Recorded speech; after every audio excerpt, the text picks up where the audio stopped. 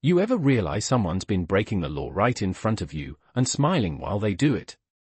The first thing I noticed wasn't the car, it was the smell of hot rubber baking under the Texas sun, thick and bitter, like something had been pushed too far for too long, and when I stepped out onto my driveway, boots crunching against loose gravel, there it was again, that same white Lexus, parked sideways like it owned the place, blocking every inch of my access to the road, not the first time, not the second, but the 17th, and yeah, I counted every single one, because after a while, patterns start to feel less like accidents and more like intent, and intent, well, that's where things get interesting, especially when you know exactly what you're doing and they don't. Brenda Whitmore stood on the sidewalk like she always did, clipboard tucked under her arm, sunglasses too big for her face, that tight little smile stretched across her lips like she was waiting for me to say something, anything, just so she could shut it down. "You can't park here," I said. Calm, measured, the way you talk when you already know how this ends, and she didn't even flinch, just tilted her head and gave me that same rehearsed tone. "This is a shared access point now. Ethan, HOA voted on it last month." The words hung in the air, clean, confident, completely wrong, but that was her thing. Say it like it's official, say it like it's already decided, and most people would back down, most people would argue, raise their voice, call the cops, try to make it stop. I did that once, maybe twice. Watched officers show up, shrug their shoulders, call it a civil matter, watched letters show up in my mailbox warning me about non-compliance, watched her walk away every time like she'd just proven something, like the driveway I paid for, the one written clear as day in my deed, had somehow become hers through repetition alone. But what she didn't understand, what she couldn't see behind that smug little smile, was that I had stopped reacting weeks ago, stopped arguing, stopped correcting her, because somewhere between the third time she blocked me in and the 10th time she laughed it off, I realized something simple, something she clearly hadn't. The law doesn't care who talks the loudest, it cares who documents the longest, and while she was busy playing HOA president, I was turning every one of her little moves into evidence, timestamps, angles, distances measured down to the inch, every tire crossing that property line, every minute my access was restricted, logged, saved, backed up, and building into something she would never see coming. So I didn't raise my voice, didn't call anyone, didn't even ask her to move this time. I just stood there for a second longer, feeling the heat rise off the pavement, listening to the quiet hum of her engine still running like she wasn't planning to leave anytime soon, and then I smiled, not wide, not obvious, just enough, because what Brenda thought was control was actually consent, and what she didn't know was that I had already turned this driveway into a legal trap she was walking into step by step. The thing about driveways is they look simple until you read the paperwork, just a strip of concrete leading from the street to your garage, but mine came with lines drawn long before I ever bought the place, lines measured in feet and inches, recorded in county documents that most people never bother to check. I did, because I am the kind of guy who reads the fine print before I sign anything. 38 years old, civil contractor by trade, spent the last 15 years pouring foundations, grading land, making sure what gets built actually stays where it belongs, and when I bought this house 2 years ago, fresh off a divorce that took more than it left me, that driveway was the one thing I insisted on: private access, no shared easement, no HOA control, clean boundaries, clean ownership. I remember standing there the first morning after closing, coffee in hand, watching the sun hit the concrete just right, thinking at least this part of my life is mine. No committees, no approvals, no one telling me where I can park or when I can leave my own house. That kind of quiet matters more than people think, especially when everything else has already been taken apart and split down the middle. So I kept things simple, paid my dues, followed the rules that actually applied, kept the yard clean, waved at neighbors, the kind of invisible living that keeps you out of trouble, until Brenda decided I was not invisible enough. It started small, comments about my truck being too large for the street, questions about whether I had approval for some gravel work I did near the edge of my property, always framed like she was helping, like she was protecting something bigger than both of us, but there was always that edge in her voice, like she needed to remind me who was in charge, and the more I listened, the more I realized something did not add up, because every rule she quoted stopped right where my property line began, and that line, I knew exactly where it was. I had measured it myself, twice, maybe 3 times, stakes still buried under the soil, numbers etched into documents filed downtown long before she ever moved into that oversized house on the corner. So when she started treating my driveway like it was part of her little system, calling it shared, calling it community access, I did not get confused, I got curious, because people who lie that confidently are usually counting on one thing, that you will not check, that you will not push back, that you will just accept the version of reality they present. But I had already seen enough job sites, enough contracts, enough disputes to know how this plays out, and more importantly, how it ends, not with shouting, not with arguments in the street, but with paperwork, with timelines, with facts stacked so clean and so precise that there is no room left for interpretation. So while Brenda kept talking, kept parking, kept acting like repetition could rewrite ownership, I went the other direction, quieter, slower, more deliberate, because the moment I realized she was crossing a line she did not understand, I knew this was not about a driveway anymore. This was about building something she could not undo once it was finished.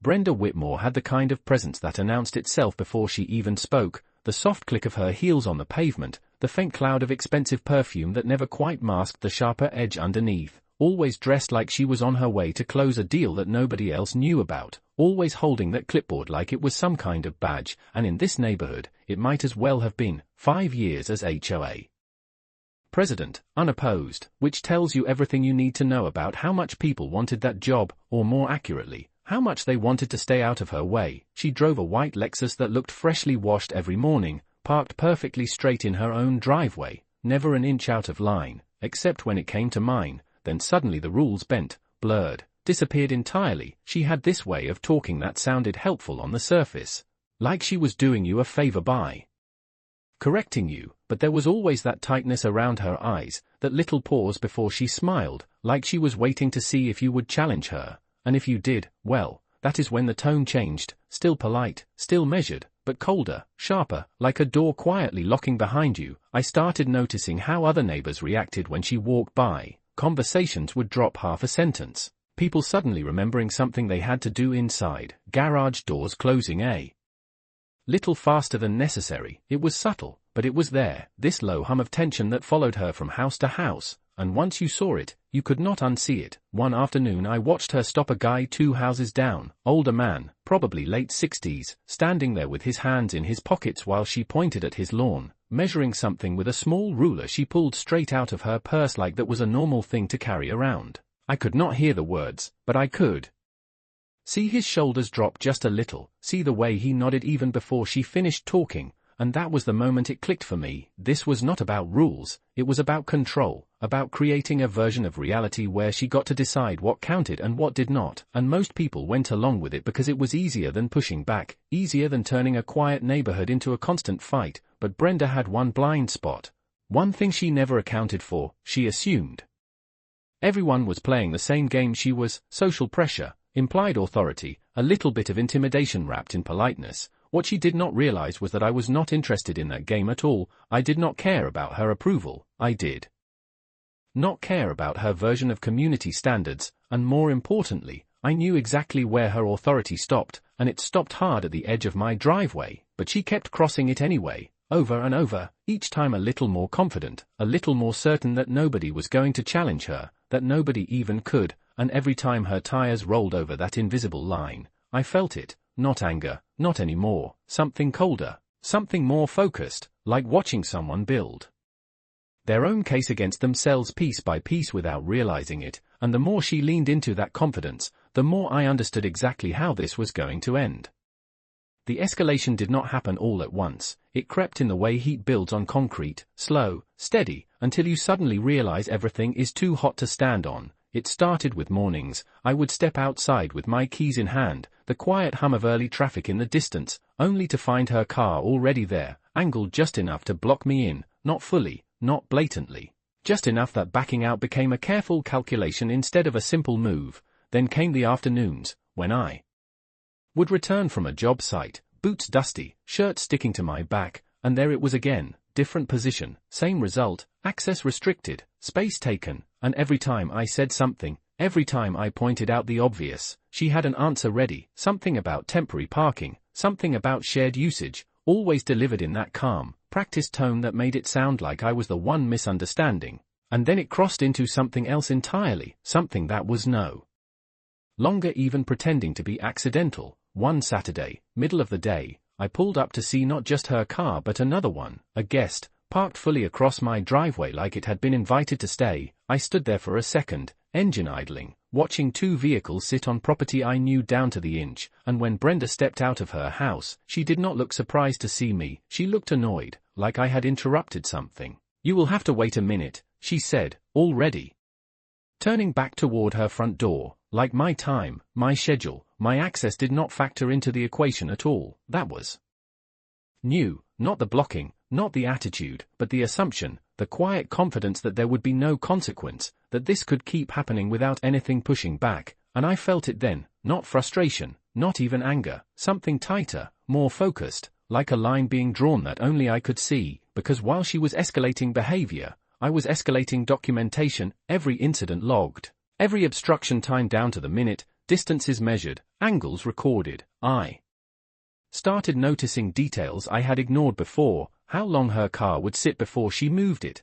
how often it happened on weekends versus weekdays, how quickly she responded when someone else needed access compared to when it was just me, patterns within patterns, building a picture that went far beyond a simple parking issue. This was consistent interference, repeated, intentional, and most importantly, provable. And the more obvious her actions became, the less I said, the quieter I got. Because I understood something she clearly did not. Escalation only works if the other person reacts, if they argue, if they push back in ways you can dismiss. But silence lets everything stack, lets every move stand on its own, and by the time she realized this was not just a neighbor dispute anymore, it would already be too late.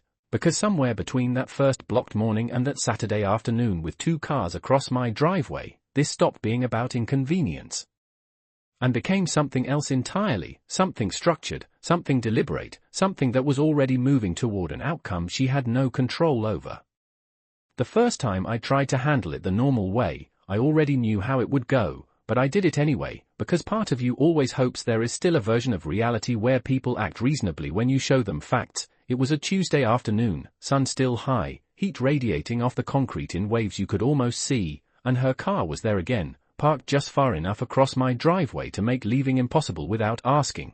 So I walked over, slow, steady, hands in my pockets, keeping my voice level. "Brenda, this is private access, you cannot park here." Simple, direct, no room for confusion, and she looked at me like I had just repeated something mildly amusing, not incorrect, not offensive, just irrelevant. She adjusted her sunglasses, glanced down at that clipboard like she was checking something official, and then back at me. "We have already clarified this, Ethan. The board considers this shared space for community convenience." The way she said it, like the conversation had already been settled somewhere I was not invited to, like the outcome had been decided without needing my agreement. I remember the exact sound of a lawn sprinkler starting up across the street, the rhythmic tick-tick-tick filling the silence between us, and I realized in that moment she was not going to move because I asked, she was not going to move because I was right, she was only going to move when it suited her, and that was not something I could argue my way out of. So I tried the next step,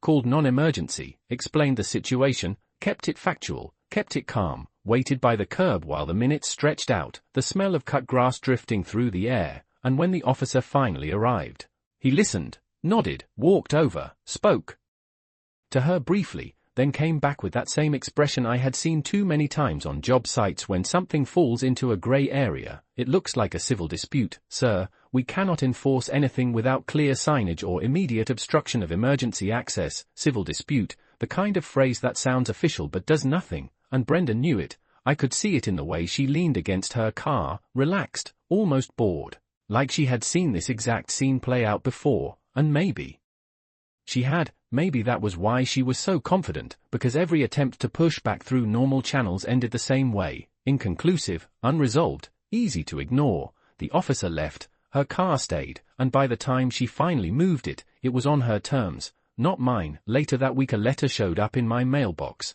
thick paper, formal tone, warning about uncooperative behavior and failure to adhere to evolving community guidelines. I stood there reading it, feeling the paper between my fingers, noticing how carefully it was worded to sound legitimate without actually citing anything enforceable, and that was when it settled in completely. The normal route was not just ineffective, it was part of the system she relied on: delays, ambiguity, enough confusion to keep things from ever reaching a clear conclusion. And for the first time since this started, I stopped thinking about how to fix it and started thinking about how to finish it, because if the usual approach only gave her room to keep going, then the only real option left was to build something that did not rely on her cooperation at all, something that would not ask, would not negotiate, would not leave space for interpretation. And as I folded that letter and slid it back into the envelope, I realized that everything up to this point, every failed conversation, every dismissed call, every piece of paper she thought gave her leverage, had actually done one thing: it had shown me exactly where the system was weak, and exactly how to use it in a way she would never see coming. After that letter, something shifted, not around me, but inside the way I looked at everything, because once you stop trying to win an argument, you start seeing patterns you would have missed before. I began noticing the timing more precisely, not just when she parked, but how long she stayed, how consistent it was: weekdays around 7:40 in the morning, just enough overlap with when I usually left for work; weekends closer to noon when traffic on the street picked up and witnesses were easier to dismiss as coincidence. It was not random, it was structured, and structure leaves a trail if you know how to follow it. So I adjusted, not in a way she would notice, nothing dramatic, just small changes: leaving 5 minutes earlier some days, later on others, standing back instead of approaching, letting her think the behavior was working exactly as intended, because the more predictable she became, the easier it was to capture everything in a way that could not be explained away. I installed cameras, not hidden, not aggressive, just positioned at angles that covered the driveway line, clear view of where public street ended and private property began. I made sure they were visible enough to be legal, documented, impossible to claim deception, the faint red recording light blinking in the early morning dimness like a quiet metronome counting every second she crossed that line. I added a small sign near the edge of the concrete. Simple wording, clearly stating private driveway, unauthorized vehicle subject to tow, nothing confrontational, just factual, backed by local ordinance. I had already confirmed down to the section number. I even contacted a towing company, not to act immediately, but to understand the process, what constituted legal authorization, what documentation they required, how long a vehicle needed to be in violation before they could intervene without risk. Every answer I got added another piece to the structure forming in my head, because this was not about catching her once.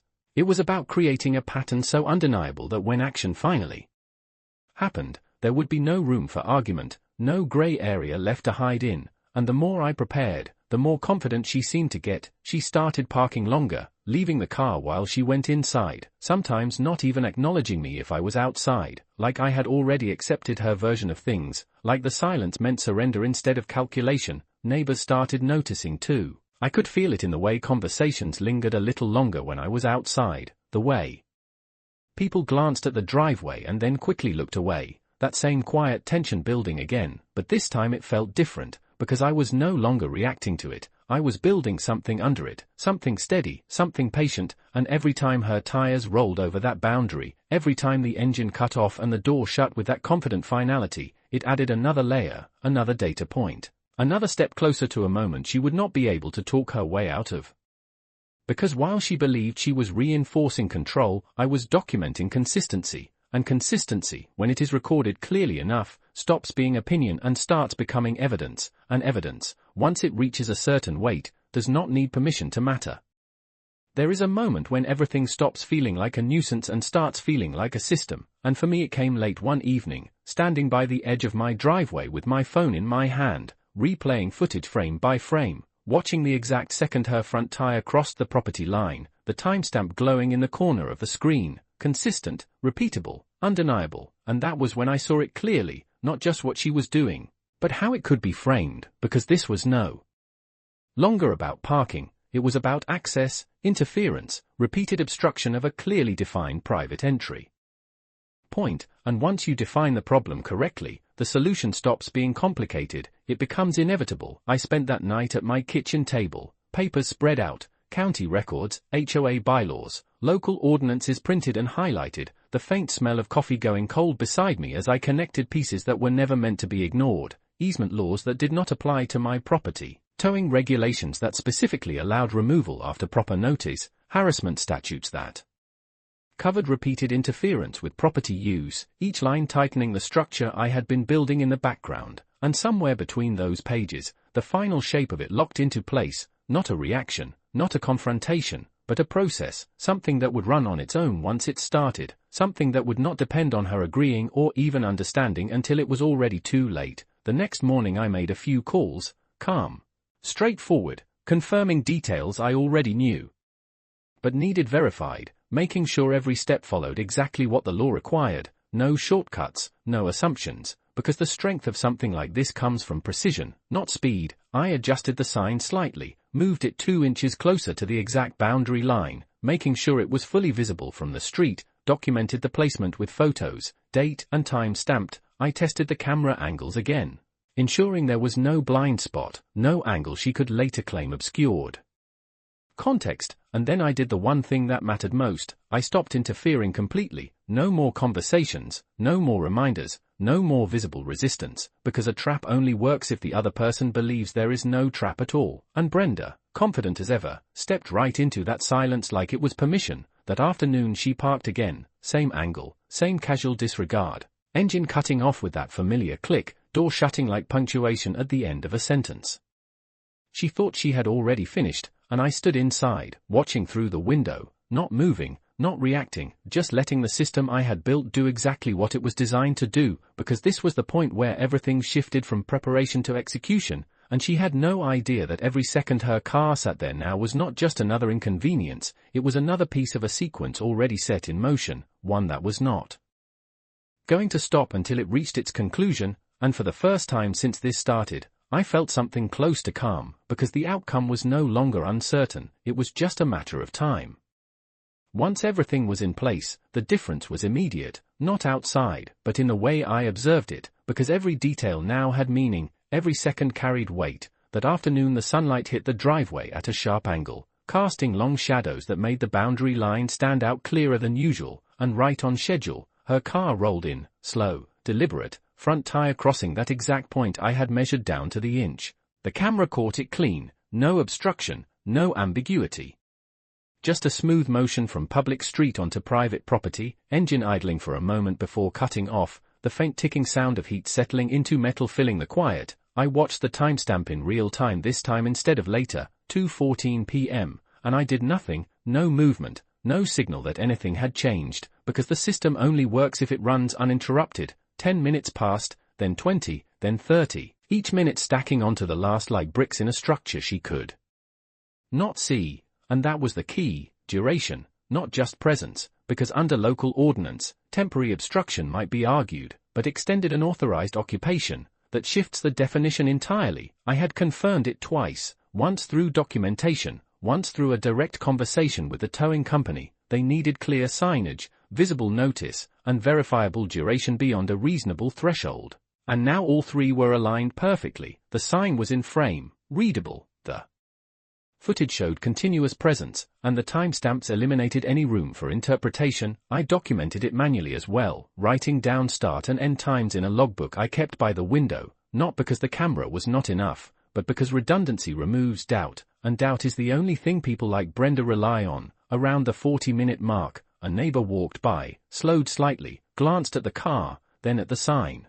then kept walking. That moment mattered more than it seemed, because it showed visibility, public awareness, another layer reinforcing that this was not hidden or unclear. Everything was out in the open, just not understood by the one person it mattered most to. When she finally stepped out of her house again, keys in hand, moving toward the car with that same unbothered confidence, I could see it even from inside, the assumption that nothing had changed, that this was just another day, another small assertion of control that would pass without consequence. She opened the door, paused for a second, maybe noticing the angle of the sign or the way the cameras faced her, something subtle enough to register but not enough to alarm, and then she got in, engine starting with that same familiar hum, and drove off like she always did, leaving behind what she thought was another uneventful repetition. But this time was different, because this time everything had been captured exactly as required, no gaps, no missing pieces, no room left for explanation. and as I closed the logbook and set it down on the table, I knew this was the point where preparation ended completely, because what I had now was not just a record. It was a case, structured, complete, and ready to move forward, without needing her to do anything else at all. The next step was not about gathering more evidence, it was about strengthening it in ways that could not be challenged later, because one clean incident proves a point, but a consistent pattern proves intent, and intent is what changes everything. So I reached out quietly, not to confront, not to escalate, but to confirm. The towing company I had spoken with before recognized my name when I called back, their tone shifting slightly once they realized I was not asking hypothetical questions anymore. I walked through the details again. Exact wording of the sign, visibility from the street, duration of obstruction, making sure every requirement lined up with what I had already documented, and when they said it was solid, that under those conditions they could legally act without risking liability, that was the moment it moved from preparation to coordination. I also made one more call, this time to a local attorney I had worked with years ago on a property dispute, nothing dramatic.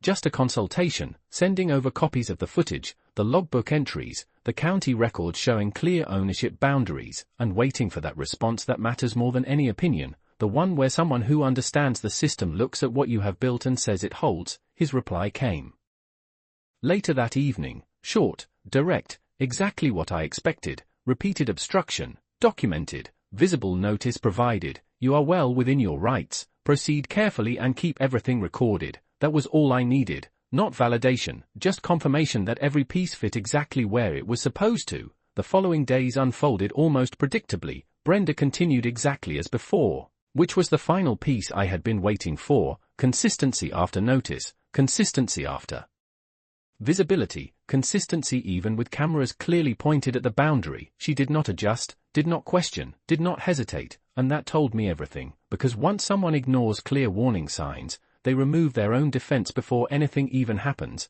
Neighbors started paying more attention too, not openly, but enough. I caught glimpses of it in reflections, in the way people slowed down when walking past, in the brief pauses before they continued on. The driveway was no longer invisible, it had become a quiet point of interest, a place where something was happening even if no one said it out loud, and that added another layer I had not planned but recognized immediately. Visibility creates witnesses, even passive ones, and passive witnesses reinforce credibility without ever needing to speak. By the end of the week, I had multiple instances recorded under the same conditions, same angle, same duration, same clear violation, each one stacked on top of the last. Like copies of the same page, impossible to dismiss as coincidence, impossible to explain as misunderstanding. And as I sat there reviewing it all one more time, the soft hum of the refrigerator in the background and the glow of the screen reflecting off the table, I realized something simple: there was nothing left to add, no missing detail, no weak point, no reason to wait, because everything that needed to happen had already happened. All that remained now was to let the process I had built move forward exactly as designed. And for the first time since this started, the outcome did not feel like something I was chasing. It felt like something that was already set, just waiting for the moment it would finally be seen. The plan itself was simple on the surface, which is exactly why it worked, because the more complicated something looks, the easier it is to question. But something clean, something that follows every rule step by step, leaves no room for doubt. I picked the day carefully, late afternoon on a Saturday when the street carried just enough activity to make everything visible without feeling staged. The air was warm, a light breeze moving through the trees, carrying the faint scent of cut grass and sun-heated pavement, and I positioned everything exactly as it had been during the previous recordings. Cameras active, angles confirmed, sign fully visible from the road, every detail matching the conditions that had already been documented multiple times. The only difference now was intent, because this time I was not just observing, I was ready to act the moment the threshold was crossed. I made the call ahead of time, not to initiate anything early, but to ensure timing, to make sure the response would align with the exact moment the situation met every requirement. No guesswork, no delay, just execution. And then I waited, not pacing, not checking the clock every second, just standing inside where I could see the driveway clearly, the quiet hum of the house around me, the steady rhythm of everything normal continuing as if nothing was about to change. And right on schedule, her car appeared, turning in with that same confidence, that same assumption that this was just another routine move. Front tire crossing the boundary line without hesitation, parking at that familiar angle that blocked just enough to make it impossible to ignore, engine off, door closed, footsteps fading as she walked away. Without even a glance back, and I watched the time begin, minute by minute, exactly like before, nothing rushed, nothing forced, because the strength of this moment came from patience, not speed. 10 minutes, 20, 30, each second adding weight to something she still could not see forming, and when it reached the point I had already verified, when every condition aligned exactly as required, I made the call, calm, precise, no emotion in it at all, just information, location, confirmation. That all criteria had been met, and then I stepped back again, letting the process move forward without interference, because this was no longer about me doing anything, this was about allowing the system to respond exactly as it was designed to, and for the first time since all of this started, there was no uncertainty, no question about what would happen next, because everything leading up to this moment had already removed every possible alternative, and as the quiet of the afternoon continued around me, unchanged on the surface, I knew that underneath it, something had already shifted in a way that could not be undone. The first thing you notice is not the truck, it is the change in sound, a low diesel rumble cutting through the quiet rhythm of the neighborhood, steady, deliberate, not rushed, and when it turns the corner and comes into view, everything else seems to slow down just enough to make the moment feel sharper, more defined. The tow truck rolls up and stops clean at the curb, hazard lights blinking in a steady pattern that reflects off the side of her Lexus, and for a second, nothing happens, just the engine idling, the faint click of cooling metal, the air holding still like it knows something is about to shift, then the driver steps out, calm, professional, no hesitation in his movement because to him this is routine, just another call, just another vehicle in violation of clearly posted conditions. But to Brenda, this is the first crack in something she thought was solid. She comes out fast, front door swinging open.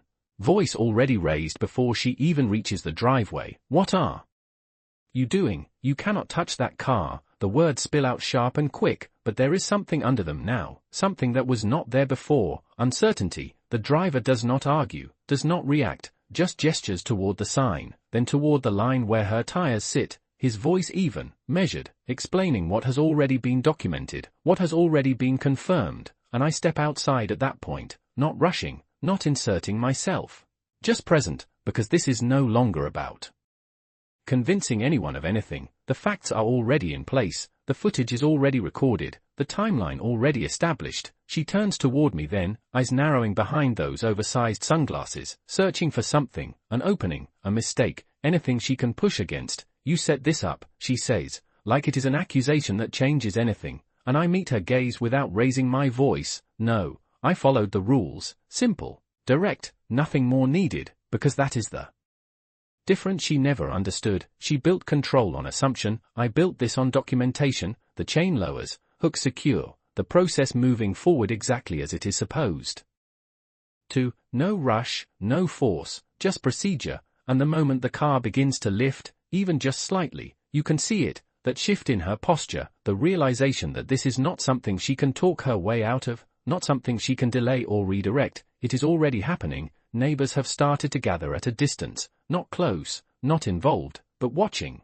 Quiet witnesses to something that has been building for weeks without them fully understanding it, and now unfolding in a way that makes everything clear without a single raised voice. She reaches for her phone, already dialing, already trying to pull in the same system she relied on before, but this time it is different, because when the responding officer arrives, there is no ambiguity, no gray area to sort through. The sign is visible, the footage is available, the timeline is clear, and the conversation is short, factual, grounded entirely in what can be proven rather than what can be claimed. And as the situation settles into that undeniable clarity, I stand there, not satisfied, not triumphant, just steady, because this was never about a single moment, it was about everything leading up to it, and the outcome that was always going to follow once every piece was in place. What happened next did not explode, it settled, and that was the part Brenda was least prepared for, because chaos can be argued, but clarity just sits there, heavy and unmoving. The officer listened to her, gave her space to explain, but every word she said seemed to lose weight the moment it met something that could be verified. He looked at the sign, read it fully, stepped over to the edge of the driveway and followed the line with his eyes like he had done this 100 times before. Then he asked simple questions, not emotional ones, not accusatory, just direct. Is this your vehicle? Were you aware of the posted notice? How long has it been parked here? And each answer she gave only reinforced what had already been documented, because the truth, once it is recorded clearly enough, does not need to be defended, it just needs to be pointed at. The tow operator waited, hands resting casually at his sides. No urgency, no pressure, because everything that needed to justify his presence had already been established, and when the officer nodded, just slightly, that was enough. The process resumed without hesitation, the car lifting fully this time, not abruptly, not aggressively, just steadily, like it was always meant to move this way. And Brenda's voice shifted then, not louder, but sharper, trying to find a way to regain control of something that was no longer hers to direct. She mentioned the HOA, mentioned authority, mentioned community guidelines. But none of those things had a place in this moment, because this was not about interpretation anymore. It was about jurisdiction, and jurisdiction had already been defined long before she ever stepped into this neighborhood. Neighbors stood at a distance, quiet, observing, not intervening, not reacting dramatically, just watching the outcome of something they had probably seen building without ever expecting it to resolve like this. And I stayed where I was, not stepping forward, not stepping back, just present, because there was nothing left for me to add. The work had already been done in the weeks before, in the documentation, in the preparation, in the patience it took to let everything align exactly as it needed to. The officer turned back toward me briefly, a small nod, not approval, not judgment, just acknowledgement that everything was in order, and that was enough, because that nod represented something far more important than any argument could have achieved. It represented closure of uncertainty, confirmation that the system had recognized what was happening exactly as it was, and as the tow truck pulled away, the sound of it fading down the street, the space it left behind felt different, not just physically open, but resolved, like something that had been stretched too far had finally returned to its proper place. Brenda stood there for a moment longer, still, silent now, watching the spot where her car had been, and for the first time since this started, there was no confidence in her posture, no assumption left to lean on, just the realization that what she thought was flexible had limits she never accounted for. And as the quiet of the neighborhood settled back in around us, nothing looked dramatically different. The houses were the same, the street unchanged, but the balance had shifted in a way that could not be undone, because once something like this is made clear, it does not go back to being uncertain again. The next morning felt different before I even stepped outside, not louder, not brighter, just settled, like something that had been out of place for too long had finally been put back where it belonged. The air was cooler, the concrete still holding onto the last bit of night, and when I opened the door and looked at the driveway, it was clear, completely clear, no angled tires, no quiet obstruction pretending to be temporary, just the space as it was meant to be, simple, functional, mine. I walked down to the edge where the line met the street, the same line I had measured, documented, defended without ever raising my voice, and for a moment I just stood there, not because I needed to check anything, but because it mattered to see it without interference. The neighborhood moved around me like it always did, a car passing in the distance, someone walking a dog, the low hum of a normal morning returning to its rhythm, but there was a subtle shift in how it felt, like the tension that used to sit just under the surface had thinned out, not gone completely, but changed. Neighbors who had once looked away now nodded a little more directly. Conversations lingered half a second longer, not because anything had been announced, but because something had been understood, and that kind of understanding does not need explanation, it just exists once it has been seen clearly enough. I did not hear from Brenda that day, not a knock, not a letter, not even a glance from across the street, and that silence said more than anything she had said before, because for the first time, there was nothing for her to assert, nothing left to reinterpret. The boundaries had been made real in a way that could not be talked around. Later that week I noticed small changes, subtle but consistent. Her car stayed within her own driveway, perfectly aligned like it always should have been. Her interactions with others quieter, less performative. Like the certainty she carried before had been replaced with something more cautious, more measured, and I did not take any satisfaction in that, not the kind people expect anyway. No victory lap, no sense of having won something, because this was never about beating someone, it was about restoring something that should not have been questioned in the first place. And as I went back to my routine, early mornings, job sites, the steady rhythm of work that builds things to last, the driveway became just that again, a part of my life that functioned without friction, without attention, exactly as it was designed to. and every now and then, when the light hit it at the same angle as before, I would remember how easily it could have gone the other way, how simple it would have been to keep arguing, to keep reacting, to stay caught in a cycle that never actually resolved anything, but instead I had chosen something else, something quieter, something slower, something that required patience instead of noise, and in the end, that made all the difference, because some people try to control space by taking it, by standing in it long enough that others stop questioning it,